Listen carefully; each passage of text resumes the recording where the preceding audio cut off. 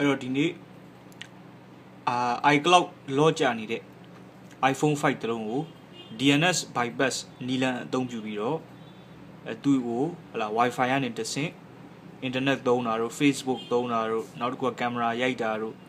ဒီလိုမျိုးတာမန်လုပ်ဆောင်ချက်တွေလုပ်လို့ရအောင်လုပ်ကြည့်မယ်เนาะအဲ့ဒီနီလန်ကိုရိုက်အဲ့တော့ iPhone ကို power ဖွင့်ကြည့်အောင်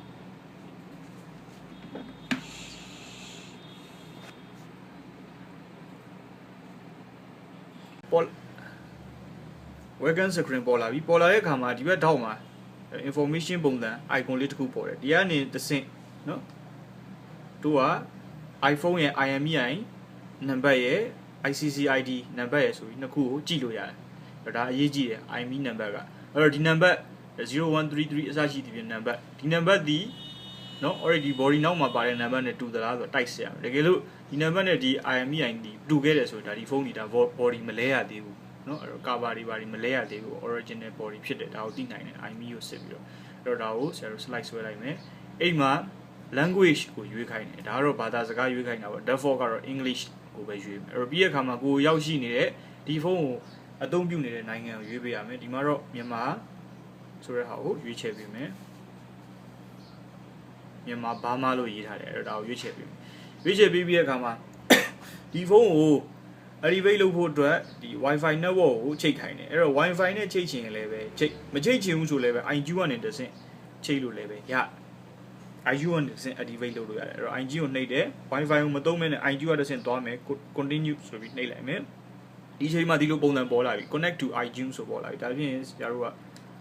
cable ထိုးပေးလိုက်မယ် lightning cable ထိုးပေးလိုက်မယ်အဲ့လိုထိုးလိုက်တဲ့အခါမှာ iTunes မှာ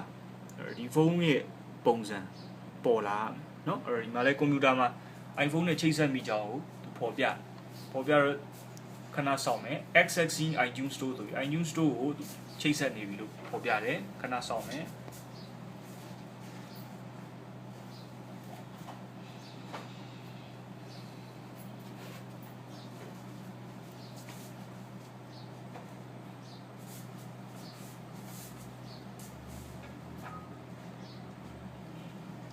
အဲ့တော့ internet line မကောင်းတဲ့ခါမှာဒီစာသားပေါ်လာမယ် iTunes cannot be connect to the iTunes Store လို့အစရှိတဲ့ဒီเนาะဒီပုံစံပေါ်လာမှာပေါ့ internet line မကောင်းလို့ရှိရင်အဲ့တော့နောက်တစ်ချိန်ပြန်ပြီးတော့ try လုပ်ကြည့်မယ်เนาะဖြုတ်ပြီးတော့ပြန်တက်ကြည့်အောင်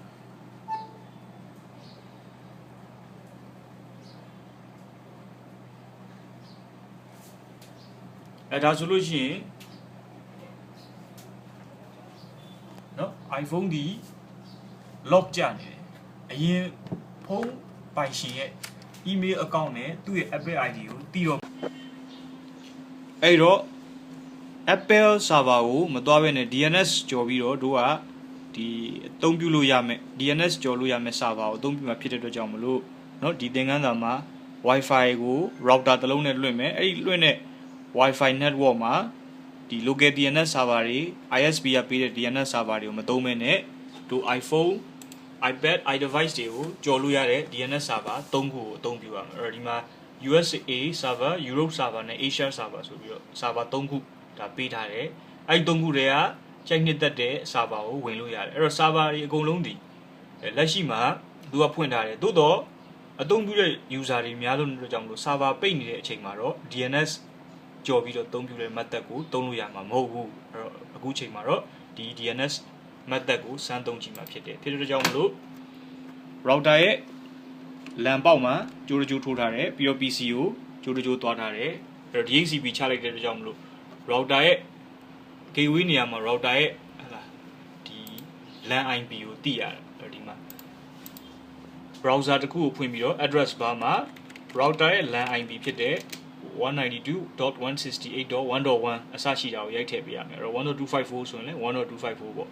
အဲ့တော့ဒီမှာ default username password ဖြစ်တဲ့ admin ဒါကိုရိုက်ထည့်အဲ့တော့ဒီမှာသုံးတာကတော့ TP-Link router လေး Soho router အသေးစားလေးကိုလက်ရှိအသုံးပြုထားတာဖြစ်အဲ့တော့ဒီမှာအရေးကြီးတာကတော့အဓိကအချက်ကတော့ wireless Wi-Fi ဒီလွှင့်နေရမယ်အဲ့တော့ဒီမှာတော့သင်ခန်းစာမှာ iPhone DNS hack ဆိုတဲ့ဒီ SSID ပေါ့ Service Identifier ကိုပေးထားတယ်အဲ့နာမည်နဲ့လွှင့်ထားတယ်ပြီးတဲ့အခါမှာ သူရဲ့ security type ကို WPA2PSK နော် Wi-Fi protected SX version 2 pre-share key ကိုသုံးပြီးတော့ iPhone 12345ဆိုတဲ့ဒီ bus key နဲ့ bus phrase နဲ့နော်လွှင့်ထားတယ်လွှင့်တဲ့အခါမှာအဓိကဘယ်နေရာလဲဆိုတော့ဒီနေရာ DHCP Dynamic Host Configuration Protocol လို့ခေါ်တယ်ဒီ router လာချိတ်တဲ့ဒါ host တွေကိုချပေးမယ် IP address ဒီ IP range ကတော့100ကနေပြီးတော့190နော်ဒီအလုံးကြီးချပေးမှာပြီးတော့ lease time ကတော့ပြောင်းစရာမလိုဘူးဒါကြိုက်တာထားလို့ရတယ်တော့ဒီမှာတော့120 minute နဲ့ထားတယ် gateway ကတော့ဒီ router ရဲ့ LAN IP ပဲဖြစ်ရမယ်ဒီနေရာအရေးကြီးတယ် DNS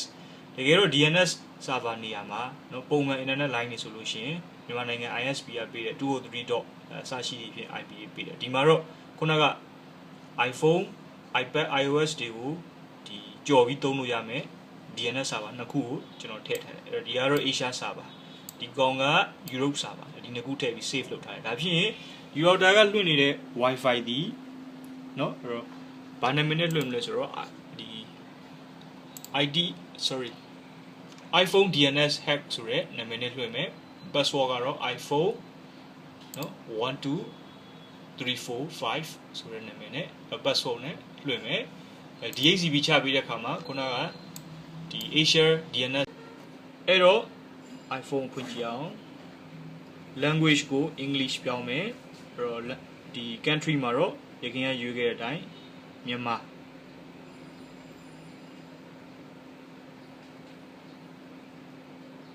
ဘာသာဒါရွေးချယ်ပေးရမယ်ရွေးချယ်ပေးပြီးတဲ့အခါမှာဒီမှာ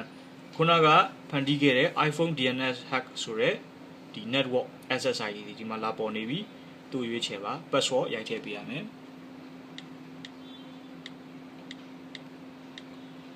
iPhone 12345 bus key ကိုမှန်ကန်စွာရိုက်ထည့်ပြီး join လုပ်ပေးရမယ်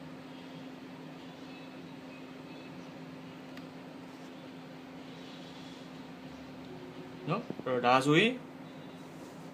iPhone ဒီဒီ elevation server နဲ့ချိတ်ဆက်မိခြင်းမရှိပါဘူးလို့သူကလာပြောနေတယ်နော်ဒါဆိုလို့ရှိရင်အပေါ်မှာ iPhone DNS hack ဆိုတဲ့ network ကနေပြီးတော့ iCloud bypass ဆိုတဲ့ website ကိုရောက်သွားပြီဒီမှာစာသားတွေပေါ်လာပြီဒါဆိုလို့ရှိရင်เนาะဒီ server ကိုအောင်မြင်စွာချိတ်ဆက်ပြီးသွားပြီဆိုတဲ့အကြောင်းရေးထားတယ် server ဒီ CW+ ပေါ်မှာ programming language ပေါ်မှာအခြေခံပြီးတည်ဆောက်ထားတယ်ပြီးတော့စွမ်းဆောင်ရည်အရင်မြင့်တဲ့လို့ဒါပေါ်ပြထားတယ်ဒီ server ကိုပတ်စံပေးပြီးသုံးနေရပြီဆိုလို့ရှိရင်ဒါအလိန်ခံလိုက်ရပြီလို့လည်းပဲအနီရောင်နဲ့ရေးသားထားတယ်ဒီမှာတို့ဘာတွေလုပ်လို့ရလဲ menu ထဲမှာပါတဲ့ဟာတွေအားလုံးတို့လုပ်လို့ရတယ်အဲ့တော့ဒီမှာ iCloud user log user chat တွေเนาะနောက် flashlight သုံးလို့ရတယ် social contact တွေ internet တွေ email တွေအကုန်လုံးဒီမှာ video audio အစရှိတဲ့ဒီတာမန်ဖုန်းတစ်လုံးမှာပါဝင်တဲ့ဟာတွေအားလုံးဒီမှာသုံးလို့ရပါတယ်เนาะဥပမာအားဖြင့် Facebook သုံးခြင်းနဲ့ social ကိုသွားပါ social Facebook เนาะသွားလိုက်ပါဒါဆိုရင်ဒီနေရာမှာတာမန်ဖုန်းမှာအသုံးပြုတဲ့အမြန်နှုန်းအတိုင်းပဲ Facebook ကိုအသုံးပြုလို့ရတယ်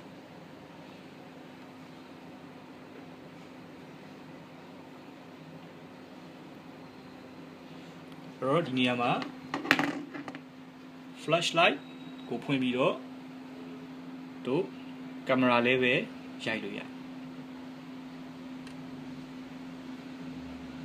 Okay